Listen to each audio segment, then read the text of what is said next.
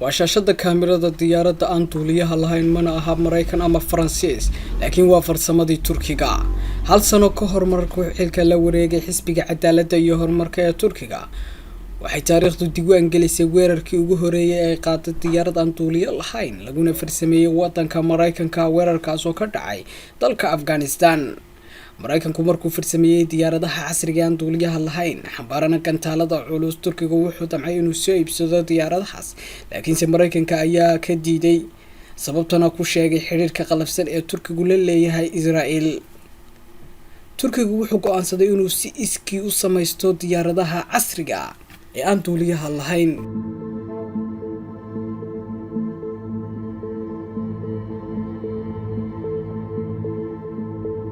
sanadkii 2005 wiil dhalinyaro Turkiya da'diisuna tahay 26 jir magaciisana la yiraahdo Selçuk Bayraktar wuxuu ku guuleystay inuu ku qanciyo mas'uuliyiin Turkiya inay soo xaadiraan bandhig gaaban oo ku saabsan diyaarad aan duuliye lahayn 2007 Selçuk wuxuu ka shaqeynayay shirkad qoyskiisu lahaayeen laguna magacaabo Bayraktar taasoo soo saartay 19 diyaaradood aan duuliye lahayn ee kuwa ciidamada ah 2015 wuxuu soo bandhigay diyaarad lagu magacaabo Bayraktar TB2 taasoo ku guuleysatay inay wax ka toogato fogaan lagu qiyaasay 8 kilomitir iyadoo adeegsanaysa saaruq lagu farsameeyay Turkiga taasoo ku duuleysay jawi gaaraya 4 kilomitir isla sanadkaas Selçuk wuxuu noqday sodonka madaxweynaha dalka Recep Tayyip Erdogan isagoo guursaday gabadhiisa Sumaya Erdogan الجيل الثاني حلق وحيدا.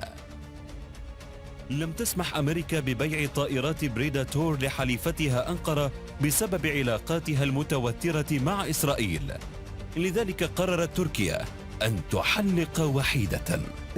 ديارة عصب Bayraktar waxay noqotay lafdhabarka ciidamada cirka ee Turkiga iyadoo loo tirinayo awoodda farsameed ee aadka u sareysa waxayna ku duuli kartaa jawi ka sareeya 7.3 kilomitir muddo 24 saacadood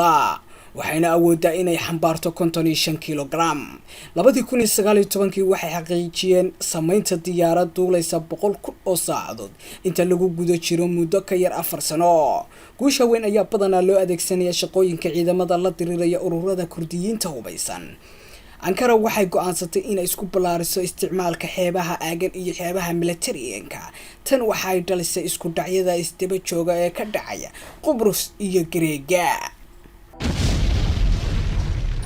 الجيل الثالث حلق بصواريخ وقنابل ذكية. التطور التقني التركي في مجال صناعة درونز حقق قفزة ملحوظة خلال عام 2019 فقد كسرت كل من Bayraktar وأنكا سجلات التحمل الخاصة بهما وطارت كل منهما لمدة أطول من 24 ساعة لكن الطائرتين ليستا أكثر من لعبتين intaas kuma ekaana sidoo kale Turkigu wuxuu u qoondeeyay 19 diyaaradood oo noocoodu yahay Bayraktar ee aan duuliyaha lahayn xulafadiisa Liibiya taasoo ay ugu talagaleen dagaalka ay kula jiraan generaalka gooni-goosadka ee lagu magacaabo Khalifa Haftar iyo maleeshiyaadkiisa Daraabulis sidoo kale Ankara waxa ay la sixatay heshiis dalka Ukraine kaasoo ay ugu dhoofinaysa 12 diyaaradood oo duuliye lahayn sanadkii 2017 Turkigu wuxuu laba jibaaray soo saaritaankiisa diyaaradaha Bayraktar isagoo gaarsiiyay tiro lagu sheegay 32 diyaaradood